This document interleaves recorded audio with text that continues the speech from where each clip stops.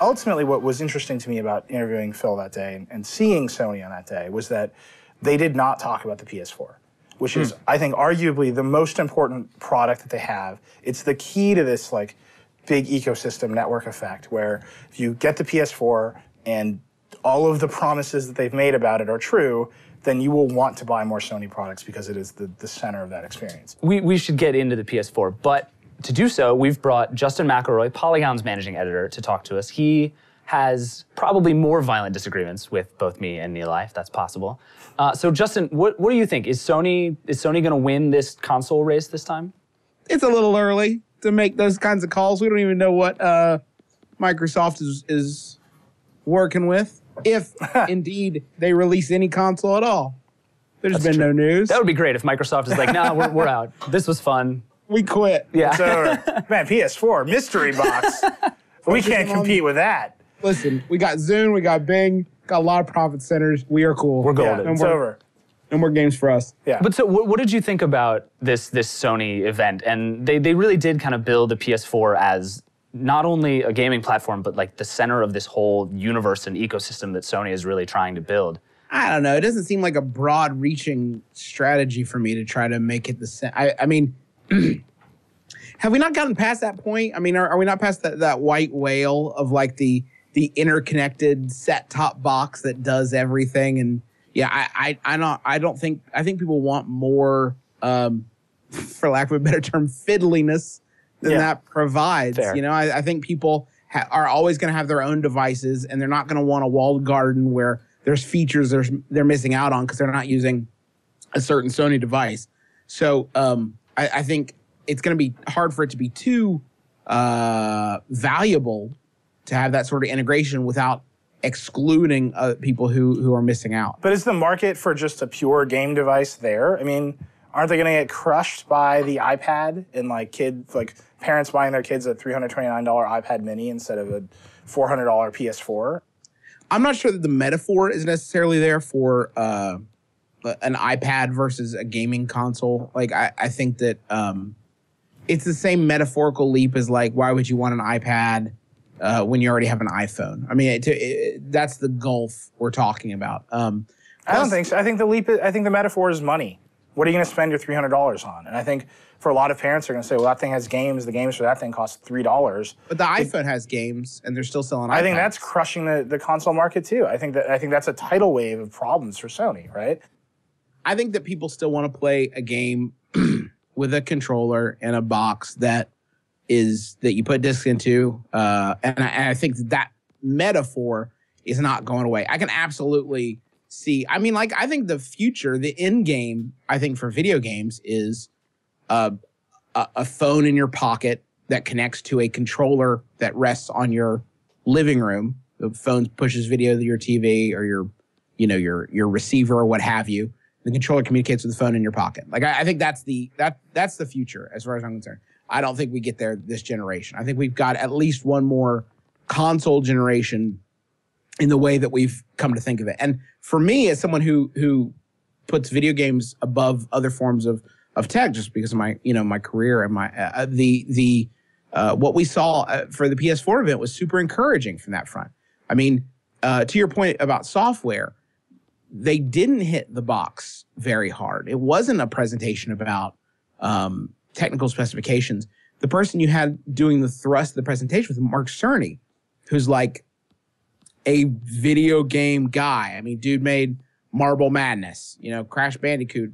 He's worked on basically every major Sony gaming franchise for 20 years. So to me, the message that I got is that they know that they're putting that first. They're putting software first. At least that was the message I got from Cerny being the lead architect and the sort of spokesperson they were pushing there. But that sounds like the PS4 will be this like siloed game experience.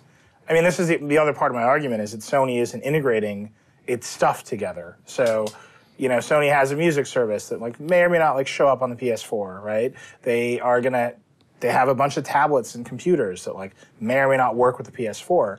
Why would they want to build a siloed experience for games when they keep saying they're going to integrate across the entire company?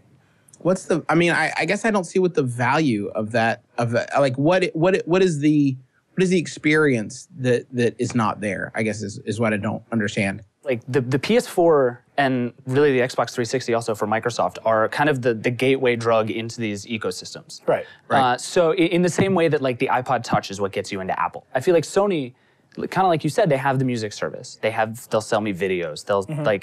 They should be able to move all my stuff around and let me use all of my things on my various devices. And Microsoft is being smart with smart glass and stuff like that. They're trying. And well, right, they seem to get it. I don't know if they're taking all of the steps they need to, but they seem to get it. But it seems to me that, Justin, I kind of think you're right in the sense that Sony, the games are going to be what sell the PS4, but I think Sony could make the PS4 what sells its other devices. The PS4 could be what sells Sony, right? Right. And so what I'm more curious to ask you about, Justin, is do you think the games are there to sell the PS4? I mean, I went to that event. I didn't see a bunch of like awesome games. I saw a lot of explosions. I saw a lot of ideas about games that I've seen before. And I found myself wondering, like, am I going to buy this because the explosions are better?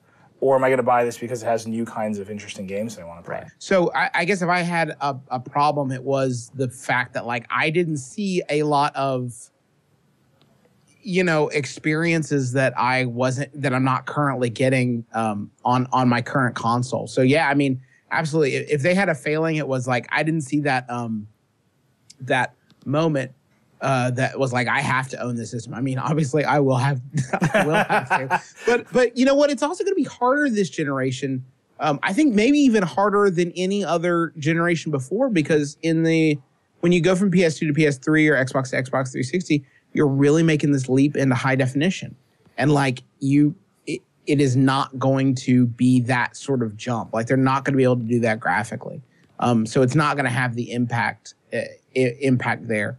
I'm really hopeful for E3. I'm hopeful that we're going to see some really interesting like gaming experiences that you can't get anywhere else. Because I mean, I agree with you. The number of sequels was like really upsetting. I mean, there are these big studios that like I would love to see what else they could do. Sucker Punch, for example. Yeah. Rather than like, oh, another Infamous game. Okay. I mean, I'm sure that'll be really good. But you kind of think of a new console as like the place where these developers get to stretch their legs, and not make another Killzone game. Well, yeah, what was funny about that event was they kept on saying things like, and we're proud to announce that Killzone 25 will come to the PlayStation 4. And I was like, where else is it going to go? Like, is it like we're bringing it to the Genesis? Like, why are you so proud of yourself? I forget who said it, but someone said that Killzone fans are Sony's analogy for the Canadian girlfriend. No one ever gets to say, no, you guys. If she was here,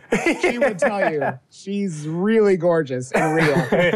I think you saw Sony show exactly enough. Enough to get people talking, enough of these features that are almost going to be accepted in the next generation. Like obviously that we have to have these features, and they're going to look like innovators when Microsoft also has these features. I mean, they're going to look like, oh, well, yeah, we've also got, like a save state or streaming or whatever.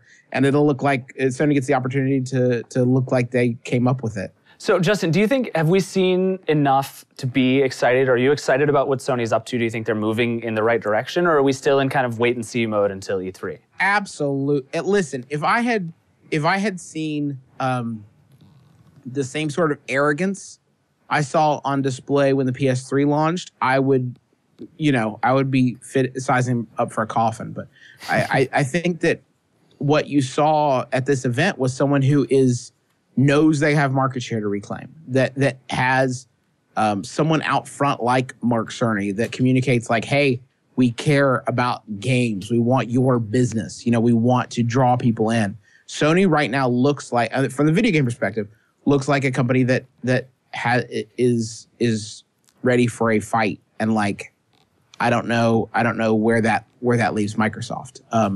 In a fight, in a terrible fight. Yeah, they will have a fight. I mean, Sony looks like a company that's saying the right things, that understands the message that they needed to send to reconnect with people, that hopefully has learned from the sort of like almost bullheaded nature of the PS3 that just sort of pushes forward and expects users to deal with the multiple weaknesses that system had 5, 6, 7 years ago and continues to have to this very day. All right, Justin McElroy, thank you very much. We really appreciate it. An exquisite pleasure having me. Thank you so much. It's all our such a pleasure to be here. The pleasure. There was pleasure all around. So Okay. It's enough.